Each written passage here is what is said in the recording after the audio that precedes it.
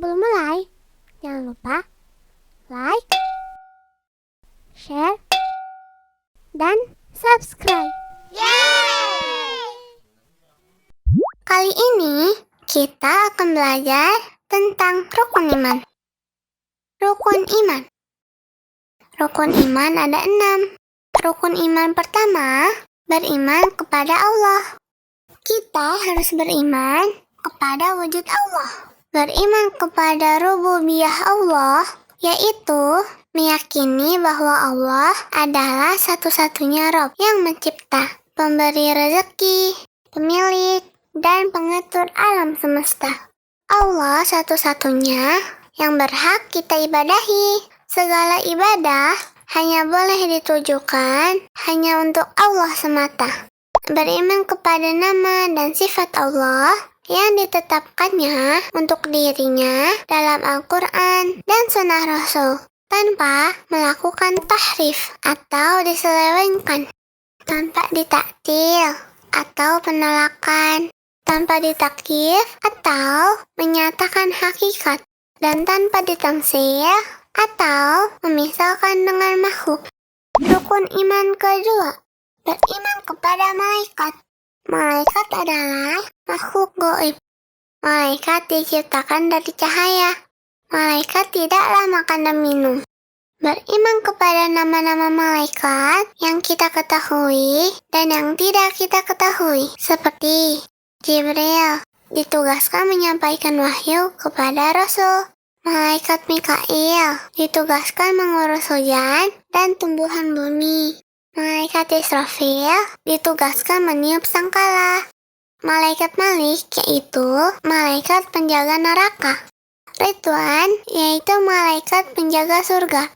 Malaikat Munkar dan Nakir yang bertugas menanyakan mayat di dalam kubur. Malaikat Maut bertugas mencabut nyawa. Malaikat yang bertugas mencatat setiap amal perbuatan manusia. Malaikat-malaikat yang bertugas berkeliling ke majelis ilmu dan majelis zikir. Malaikat yang bertugas menemui orang beriman pada hari kiamat. Malaikat yang bertugas memberi penghormatan pada penduduk surga. Malaikat yang bertugas mengaminkan orang yang berdoa pada saudaranya di saat saudaranya tidak mengetahuinya. Malaikat yang bertugas mendoakan di pagi hari bagi yang rajin bersedekah dan doa jelek bagi yang malas. Malaikat Harut dan Marut seperti dalam kisah Nabi Sulaiman. Rukun iman ketiga, beriman kepada kitab Allah. Kita harus meyakini dan mengimani bahwa Allah Ta'ala telah menurunkan kitab-kitabnya kepada setiap rasul. Kitab seperti Al-Quran, Taurat, Injil, Zabur, serta Suhuf Ibrahim dan Musa. Dan Al-Quran adalah penyempurna dan menghapus semua kitab sebelumnya. Al-Quran adalah kalamullah, yaitu firman Allah dan bukan makhluk. Diturunkan oleh Allah lewat Jibril, kemudian ditanamkan dalam hati Nabi Muhammad SAW dengan bahasa Arab yang terang dan jelas. Rukun iman yang keempat, beriman kepada Nabi dan Rasul. Nabi adalah seseorang yang diberi wahyu berupa syariat dan diperintahkan untuk mengamalkannya, tetapi tidak diperintahkan untuk mendakwahkannya. Sedangkan Rasul diutus untuk menyampaikan risalah yang bertentangan dengan kondisi umatnya. Beriman kepada Rasul mencakup beberapa perkara. Rasul adalah penyampai wahyu dari Allah kepada hambanya. Nabi pertama adalah Nabi Adam dan Rasul pertama adalah Nabi Nuh. Rasul yang paling utama adalah dari kalangan ulul azmi, yaitu Nabi Nuh, Nabi Ibrahim, Nabi Musa, Nabi Isa, dan Nabi Muhammad. Semua para rasul menyerukan untuk mentauhidkan Allah dan meninggalkan kesyirikan, walaupun syariatnya berbeda-beda. Kita harus meyakini bahwa Nabi Muhammad Sallallahu Alaihi Wasallam adalah penutup para rasul. Tidak ada lagi nabi setelah beliau.